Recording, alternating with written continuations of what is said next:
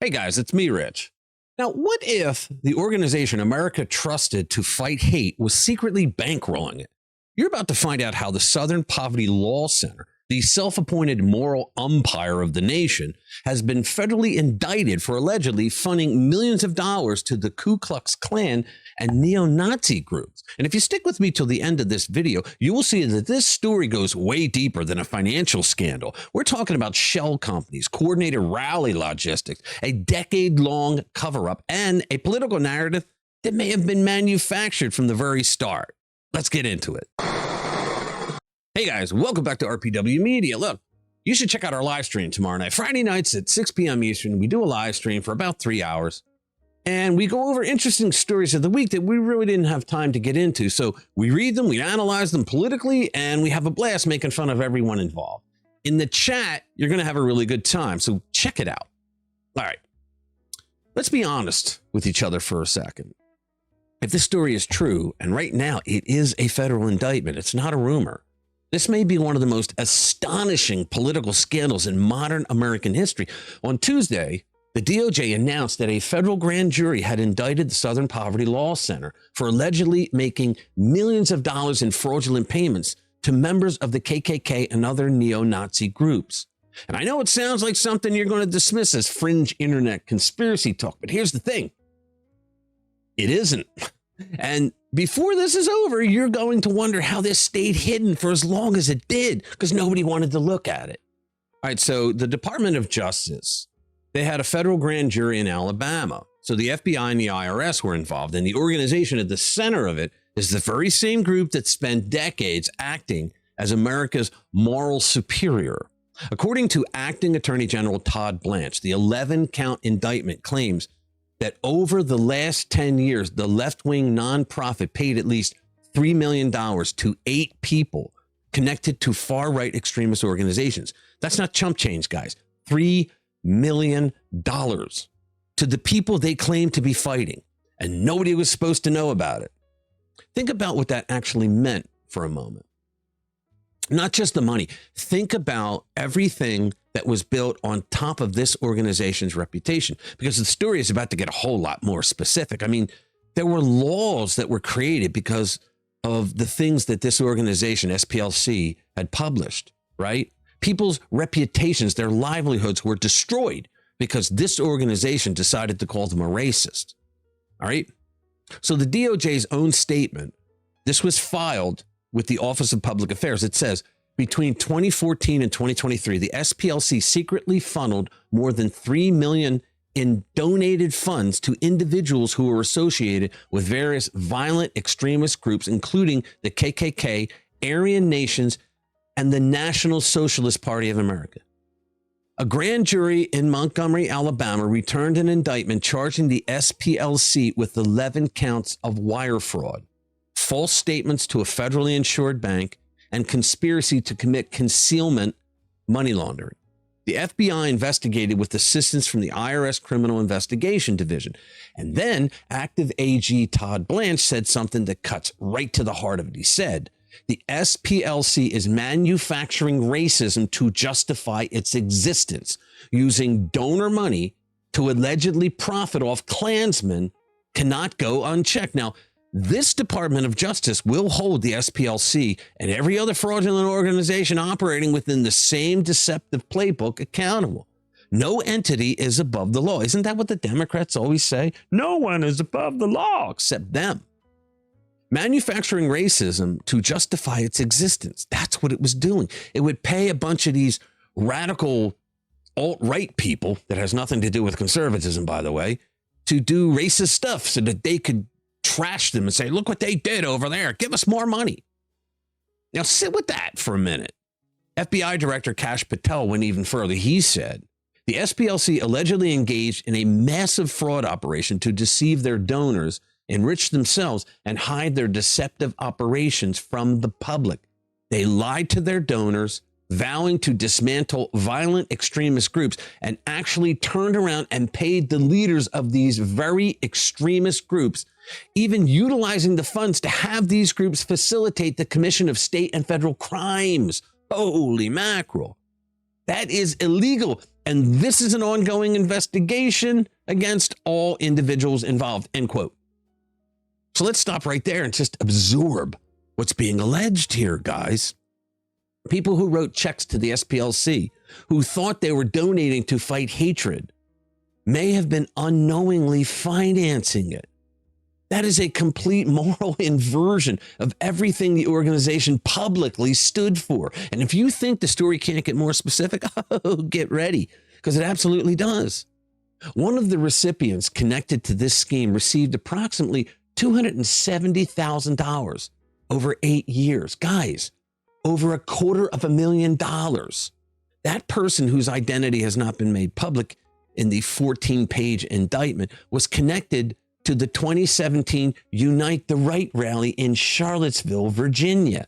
Not just connected, allegedly helping to coordinate. Now, prosecutors say this individual helped coordinate transportation to the event for several attendees. Now, why should Charlottesville matter so much here? Because that rally became the single most weaponized political event of the last decade. It was the foundational lie of Joe Biden's 2020 campaign. Every left-wing network on earth used it to push the claim that President Donald Trump called neo-Nazis and white supremacists very fine people, but he did not. He actually condemned the hate groups. This is the part that CNN and MSNBC and all the rest left out. You had people in that group that were there to protest the taking down of, to them, a very, very important statue and the renaming of a park Context from Robert is E. everything. Lee to another name. No, George Washington was a slave owner. Was George Washington a slave owner? So will George Washington now lose his status? Are we going to take down, excuse me, are we going to take down statues to George Washington? How about Thomas Jefferson? What do you think of Thomas Jefferson? You like him? Okay, good. Are we going to take down the statue? Because he was a major slave owner. Now we're going to take down his statue. So you know what? It's fine. You're changing history, you're changing culture, and you had people, and I'm not talking about the neo-Nazis and the white nationalists, because they should be condemned totally. But you had many people in that group other than neo-Nazis and white nationalists, okay? And the press has treated them absolutely unfairly. Now, in the other... There you go. I'm not talking about the neo-Nazis and white nationalists because they should be condemned totally. How come nobody ever heard that when this whole story was reported? Why? Joe Biden launched his 2020 campaign on the Charlottesville lie. He came out and said that the reason he decided to run was because of Charlottesville. And he went on there and said, we saw a president who said that neo-Nazis and white nationalists were very fine people. He had to have known it was BS. Well, here he is arguing with the reporter who tried to point out to him that he's misspeaking when he says that. Where do you see the look on his face? Mr. Vice President, are you aware that you're misquoting Donald Trump in Charlottesville? He never called neo-Nazis very fine people? No, he called all those folks that walked out of that, they were neo-Nazis, shouting hate, their veins bulging. But he said specifically that he was condemning them. He did not. He said he walked out and he said, let's get this straight. He said there were very fine people in both groups. No, he did not. You guys just heard what Trump actually said. This man's a born liar. Even Kamala Harris in her 2024 campaign and during the debate with Trump mentioned that President Trump said at Charlottesville that neo-Nazis and white nationalists were very fine people. They all tried to make bank on it. And now we know that the SPLC allegedly paid the guys with the tiki torches over $250,000. And that one of those sources may have helped them actually create the rally. Just let that sink in. Let it sit there for a minute. The full list of groups allegedly receiving SPLC money reads like a roll call from a history book you'd hope never to open again. Ready? The Ku Klux Klan, the United Klans of America, Unite the Right, National Alliance, National Socialist Movement, Aryan Nations affiliated Sadistic Souls Motorcycle Club, National Socialist Party of America, also known as the American Nazi Party, and American Front. Good Lord, that's not your neighborhood book club, is it? Guys, the dirty little secret is that all these neo-Nazis and white nationalists are left-wing socialists. They have nothing to do with conservatism. The way that the fake news and the Democrats got away with saying that all these years is because they mentioned the alt-right. The alt-right has absolutely nothing to do. I understand they heard the word right, so they tried to say that the conservatives are the alt-right. Conservatism has nothing to do with socialism, with that kind of neo-Nazi crap. One individual working inside a neo-Nazi group was allegedly paid, get this, guys, $1 million to steal 25 boxes of internal documents from that organization. So we're not talking about a few rogue payments and sloppy bookkeeping here. The DOJ is describing a structured, decade-long, coordinated operation. Now, the SPLC's CEO, Brian Fair, didn't stay quiet. He responded and said the organization was being targeted because of its prior use of paid confidential informants to gather credible evidence on extremely violent groups. That's their defense. Intelligence gathering. That's what they're saying here. And you know what? On the surface, that sounds kind of defensible, right? Since the 1980s, the SPLC has maintained informants inside extremist groups.